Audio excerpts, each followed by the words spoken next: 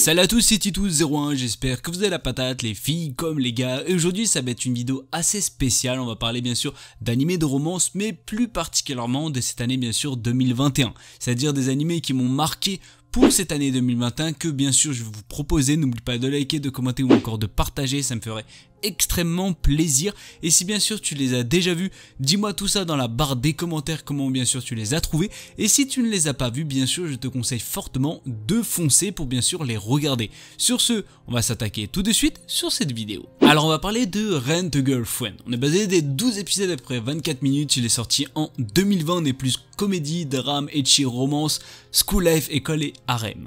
Largué par malheureusement sa petite amie, Kazuya va tenter de combler ce vide dans son cœur à l'aide d'une application qui va lui permettre de louer une nouvelle petite copine. C'est là qu'il va faire la rencontre de Shizuru, qui est tout simplement une jeune fille à première vue tout simplement parfaite, tout ce que un homme recherche, bien sûr ce que lui recherche. C'est-à-dire très belle, c'est-à-dire une belle personnalité, c'est-à-dire une personnalité mignonne ou encore attentionnée.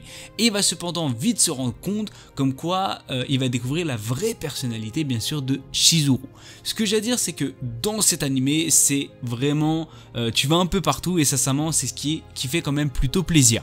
Il va y avoir une petite description bien sûr de chaque personnage qu'on va découvrir dans cet animé qui est quand même plutôt assez plaisant. Alors il y a surtout un personnage que je suis assez déçu qu'ils n'ont pas assez décrit, je trouve, qui est tout simplement le personnage qui s'appelle Sumi. Vous inquiétez pas, si vous l'avez pas vu, vous allez le découvrir, et je trouve que c'est l'un des personnages qu'ils ont malheureusement pas assez décrit dans cet animé.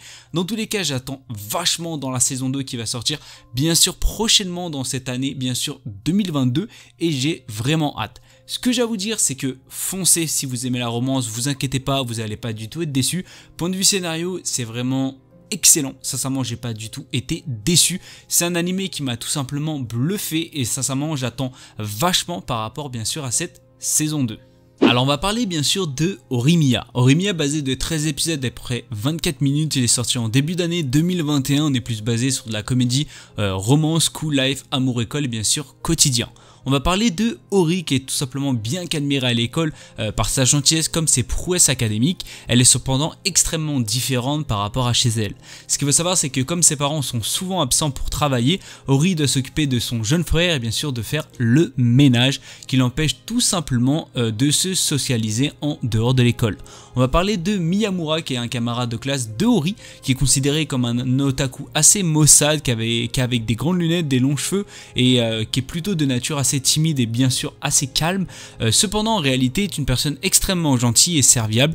Il possède bien sûr 9 piercings cachés derrière ses longs cheveux et un tatouage long du dos bien sûr à l'épaule gauche. Ce qu'il faut savoir c'est que Ori et Miyamura vont se croiser en dehors de l'école par pur hasard et comment bien sûr les deux personnes vont faire face par tout simplement ce que les autres se cachent en dehors de l'école. Dans tous les cas vous allez découvrir tout ça au tout début de l'animé et ce que j'ai à dire c'est sincèrement j'ai été énormément surpris par ces deux personnages et pas uniquement par ces deux personnages. Il y a d'autres personnages qui m'ont énormément surpris et j'attendais vachement d'eux.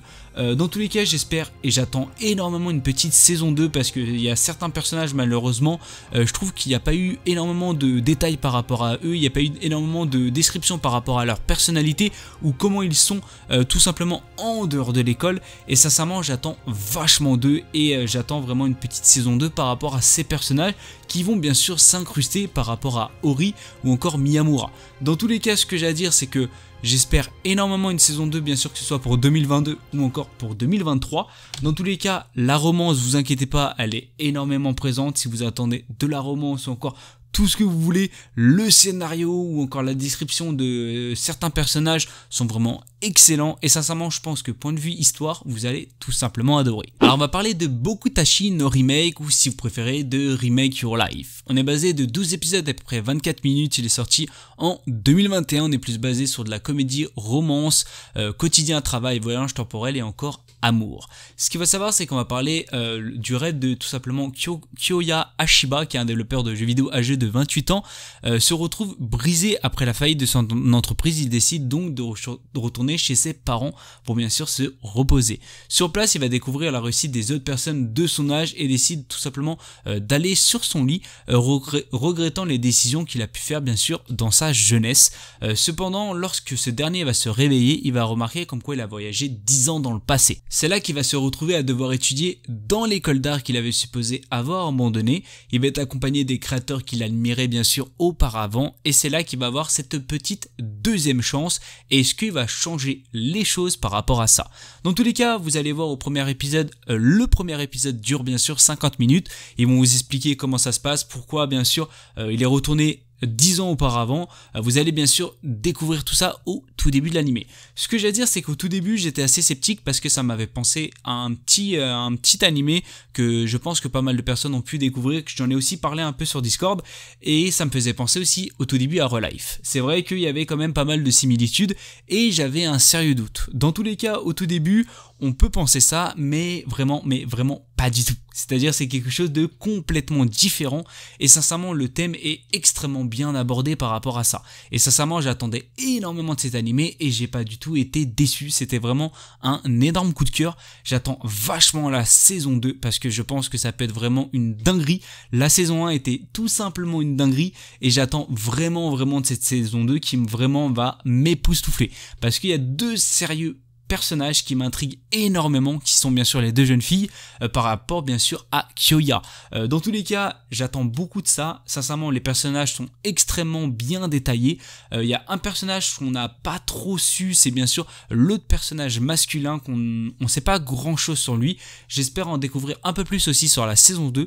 Dans tous les cas, j'attends énormément par rapport à ça et je pense que vous allez adorer cet animé. La romance est présente, le scénario ou encore la description de plusieurs personnages sont quand même plutôt présents et je pense que vous n'allez pas du tout regretter de regarder cet animé. Alors on va parler bien sûr de Uzaki-chan wa Asobitai. Si vous préférez, on est basé de 12 épisodes à peu près 24 minutes, il est sorti en 2020, on est plus basé sur de la comédie, de l'ecchi, de la romance, de l'école et bien sûr du quotidien.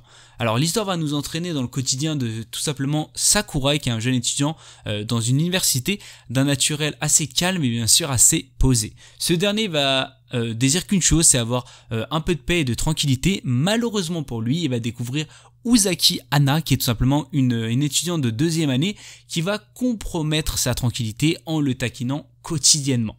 Ce qu'il faut savoir, c'est que dans cet animé, il y a énormément de références peut-être à un autre animé que peut-être vous connaissez, qui est tout simplement celui avec Takagagi-san.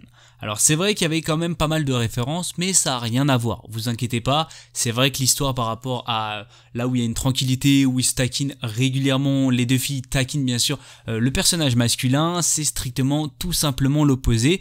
C'est vrai, il y a certaines blagues qui sont quand même plutôt marrantes, mais vous inquiétez pas, l'histoire n'est pas pareille. Dans tous les cas, sincèrement, Uzaki-san m'a fait énormément plaisir d'avoir un petit animé assez, on va dire, assez sérieux, assez du quotidien ou assez tranquille, c'est-à-dire où tu as des petites blagues comme ça qui font quand même plutôt plaisir. Dans tous les cas, vous allez voir comme quoi au fur et à mesure des animés, il y aura une certaine romance qui va commencer bien sûr à se mettre. Vous allez bien sûr le découvrir au fur et à mesure bien sûr des épisodes. Dans tous les cas, j'attends aussi vachement une petite saison 2 par rapport à lui parce que on va pas se mentir que l'anime en lui-même est quand même un animé plutôt posé, même si j'ai eu un petit peu de mal au tout début avec la voix d'Uzaki qui me faisait un peu penser à la voix d'Asta au tout début qui était tout simplement désagréable, mais en fait pas du tout. Sincèrement, on s'y fait quand même plutôt pas mal et on va pas se mentir qu'elle est quand même plutôt attachante et énormément touchante à certains moments. Dans tous les cas, vous allez me dire pourquoi Titou, tu n'as pas bien sûr mis d'autres animés. Alors c'est vrai que c'est la fin de cet épisode, c'est des animés qui m'ont bien sûr marqué dans cette année 2021 et il y en avait encore deux autres. Malheureusement je les ai pas mis parce que c'est des animés je pense que vous connaissez, qui est tout simplement Kaguya-san ou encore tout simplement la quintessence les 5 filles si vous préférez, que j'aurais aussi pu mettre. Dans tous les cas, ces deux animés sont énormément connus, même s'il y a certains animés que je vous ai cités sont énormément connus. Dans tous les cas, ces deux-là, je trouve que vous en avez quand même plutôt énormément parlé et j'avais énormément de doutes de vous en parler dans cette vidéo. Dans tous les cas, il y a aussi ces deux autres animés que je vous ai cités précédemment. Si vous les avez pas vus, n'hésitez pas bien sûr à les voir. Malheureusement, comme je l'ai dit précédemment, c'est la fin bien sûr de cette vidéo. Si vous avez des idées bien sûr de ce que vous allez avoir à Noël, n'hésitez pas à me le dire dans la barre des commentaires. Ça me ferait extrêmement plaisir de savoir si vous avez une petite idée bien sûr par rapport à ça. Et bien sûr, n'hésitez pas aussi à regarder bien sûr les animés que j'ai cités précédemment. Ça me ferait aussi plaisir d'avoir un petit avis par rapport à bien sûr chacun de vous tous. Dans tous les cas, malheureusement, c'est la fin de cette vidéo et j'espère qu'elle vous aura fait plaisir. N'hésitez pas à liker, à commenter ou encore à partager, à rejoindre le Discord si bien sûr vous voulez parler avec moi ou encore avec d'autres personnes passionnées d'anime ou encore de jeux vidéo tout genre. N'hésitez pas bien sûr à rejoindre le Discord. C'était Tito Commande sur ce.